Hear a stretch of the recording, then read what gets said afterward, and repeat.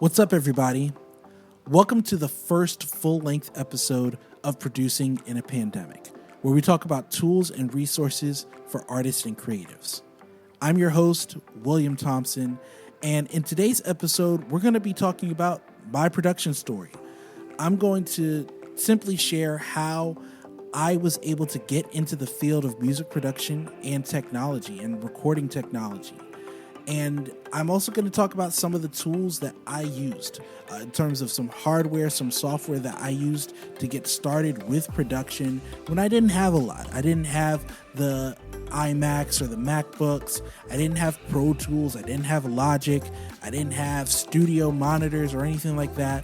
But I was able to get started with production and learn a great deal before I even got those resources, so that when I did get my hands on some of those more expensive programs and plugins and things like that, I was able to know somewhat what I was doing. And granted, you always have room to learn, but it's important to start somewhere.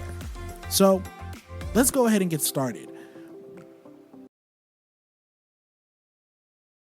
When I first was exposed to music production and thought that this might be something that I wanted to do, again, I didn't understand or realize what music production was. I thought there was just, making a song or writing, composing, songwriting versus composing.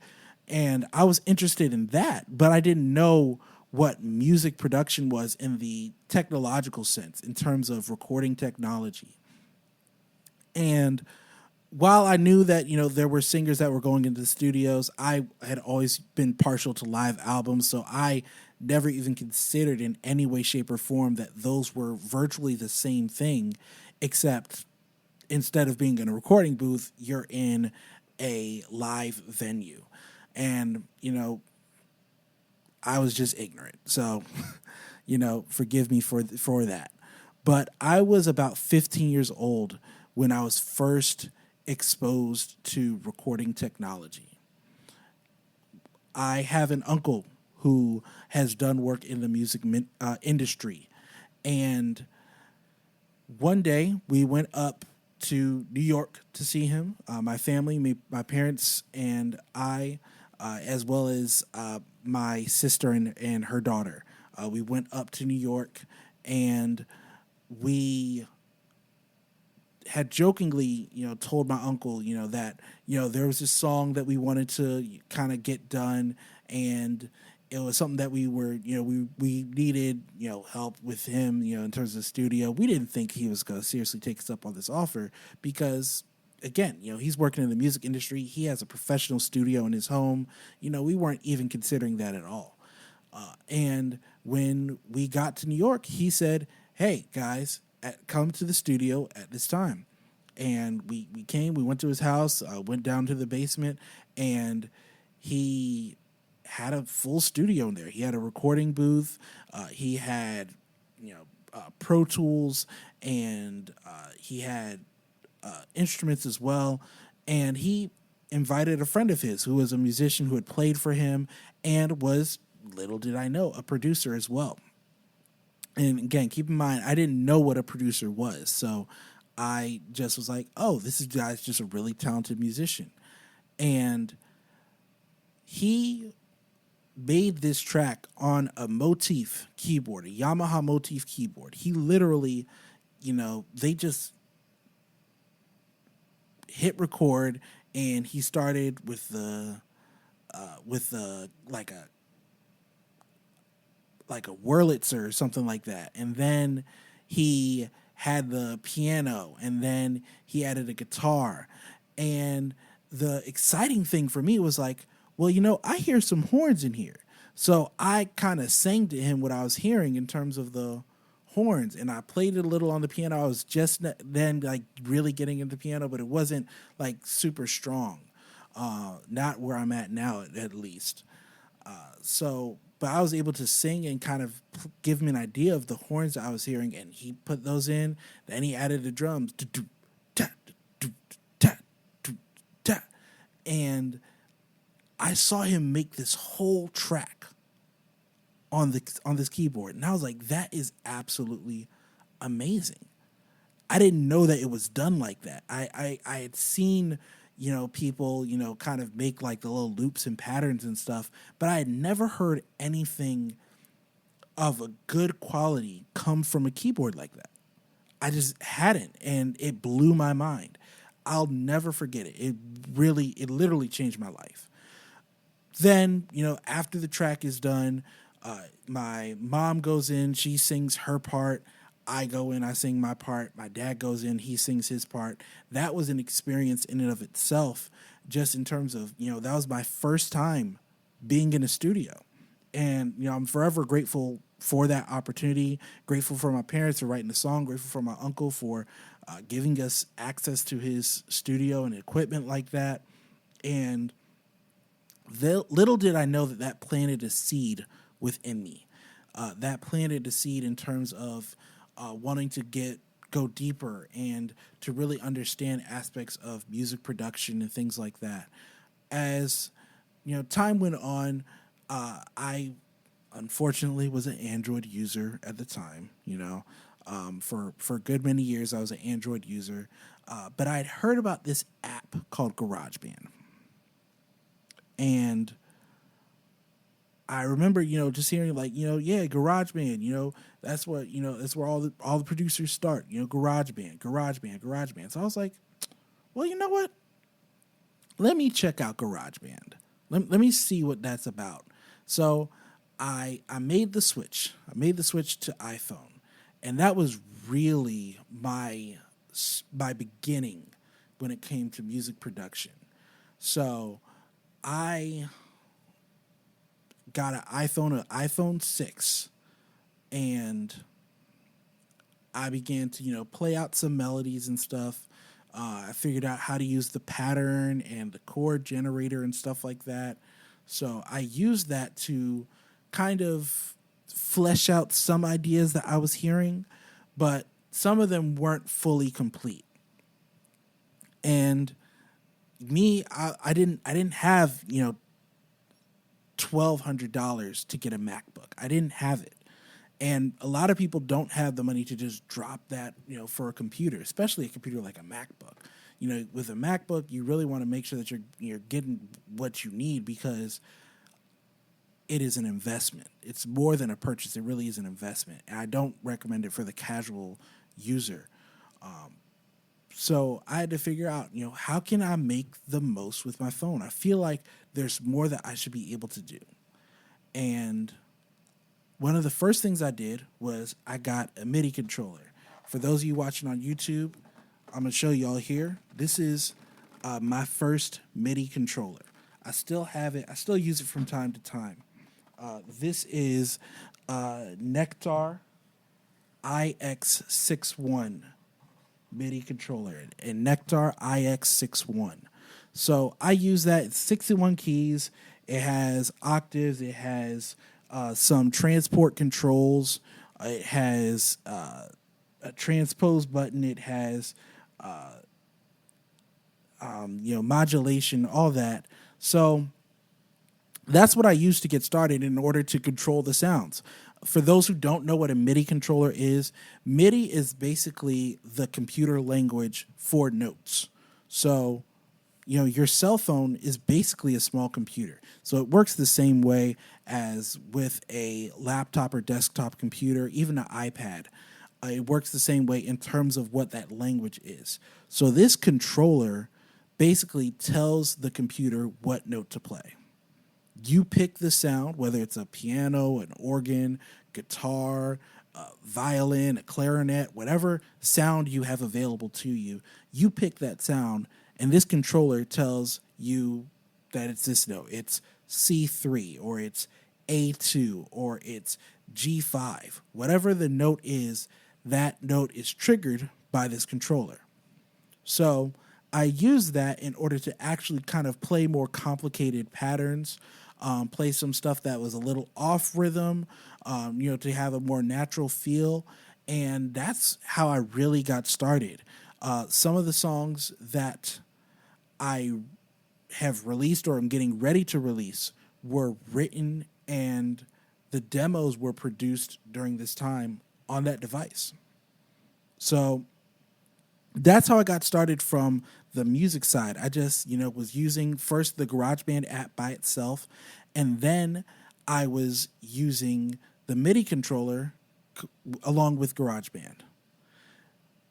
After that, I realized I wanted to record vocals, and at first I was just using my iPhone headphones. I was using that and I was recording vocals that way. It got the job done in terms of capturing my ideas, but I wasn't able to use it. I wasn't able to use it outside of that aspect of it. So I was like, all right, well, how do I get, a good high quality vocal? So what I did was I got a microphone. The microphone here that I have is the Shure SM58. It is one of the most popular microphones in existence. And I am not exaggerating when I say that. It is a very popular model, partly because of the price point. I think it's around $99, maybe $100 at most, for this microphone. This type of microphone is what you call a dynamic microphone. So I strongly recommend, if you're just getting into recording and you're on a budget, get something like this. Dynamic microphones are more directional, so they're more likely to pick up what's in front of it. Like this microphone here, if I move to the side, if I move above or below, it's not going to pick up the same amount of sound. So it's concentrated on what is directly in front of it.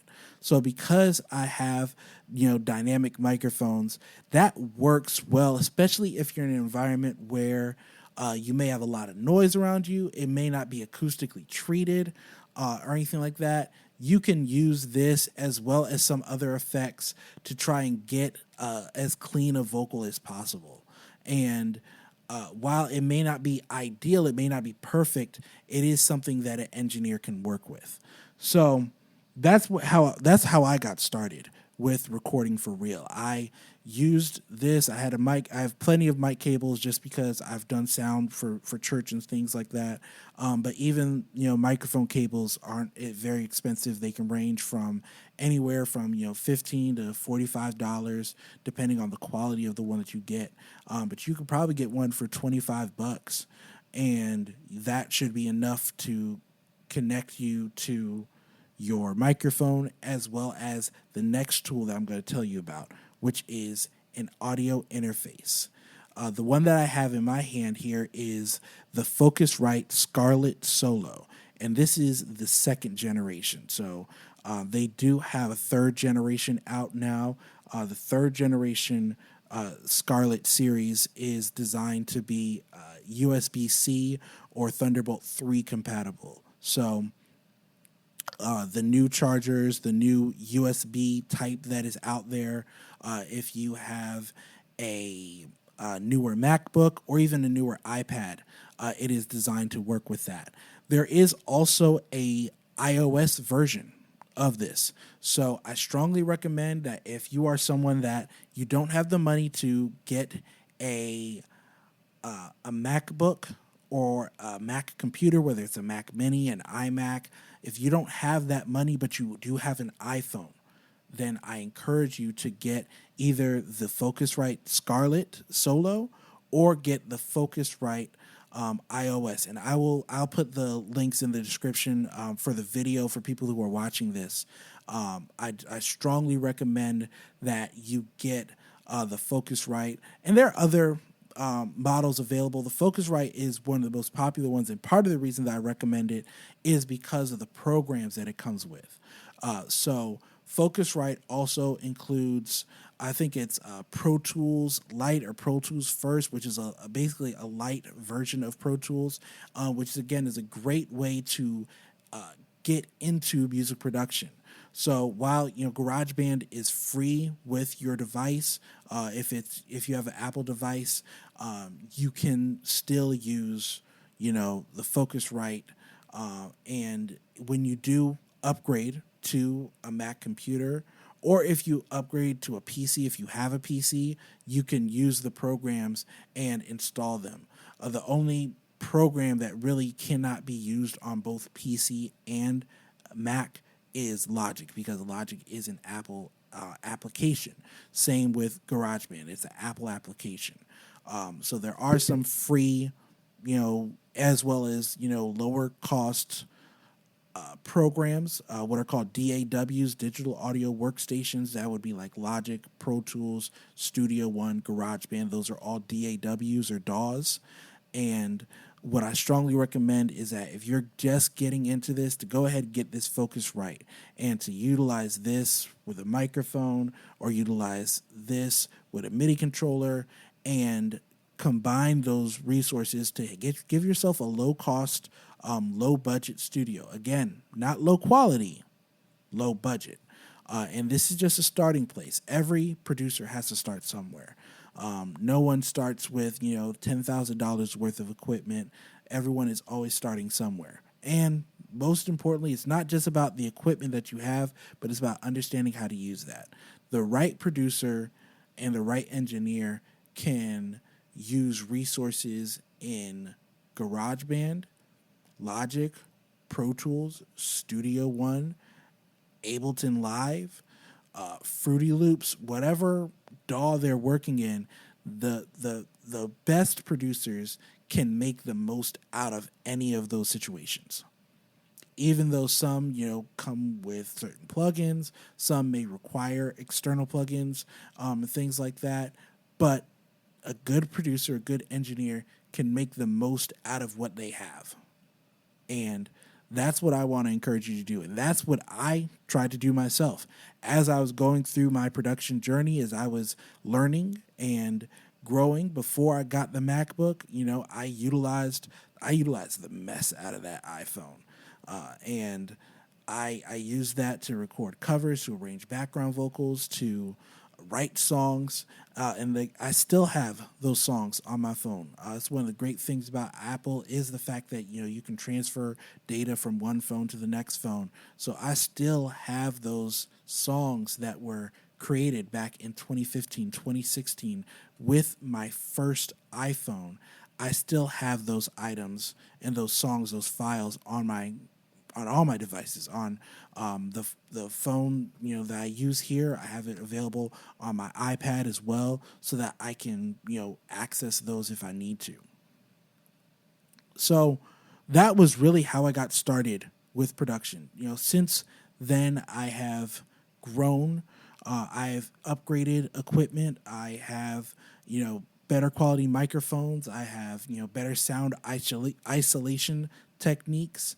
I have multiple Mac computers that are available in my home for me to use.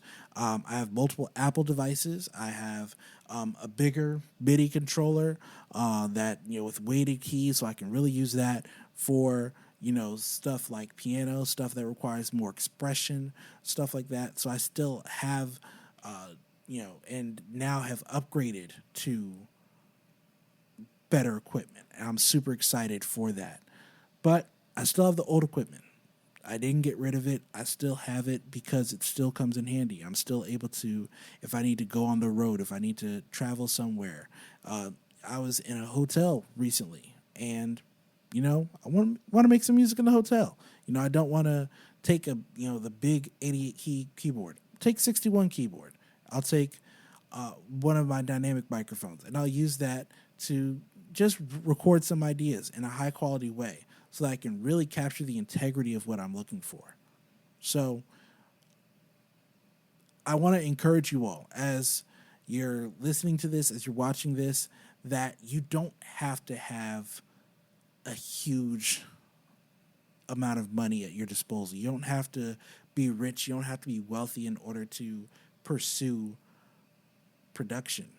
It's all about starting somewhere, and it's all about knowing how to make the most of what you have. And in next week's episode, we're going to be talking about how to utilize some free resources. There's some free programs and software that I found that I think will be very helpful. We're going to talk a little more about GarageBand and how that works, but we're also going to talk about some other options for those of you who may not be Apple users. So, we still want you to be able to produce music, even though you haven't seen the light yet. It's all good. We'll welcome you over when it's time. But until then, if you're on your Android, if you're on PC, I want you to still to be able to produce and to collaborate with others. And that's one of the great aspects of these programs. So I thank y'all for joining me this week for Producing in a Pandemic. This was my production story, how I got started, how I got into production, and I'm super excited. I hope that this encourages you to just take that step, take that leap of faith. You don't have to have it all. You just need to have one thing sometimes. All you need to have is one thing. And from there, you can move forward and other pieces will fall in place. Other resources will come together. But don't be afraid to take that first step. Thank you so much for joining me for today's episode of Producing in a Pandemic. If you enjoyed today's episode, please like, comment, share, and subscribe. I look forward to talking with you all again real soon. Until then, keep creating. Bye.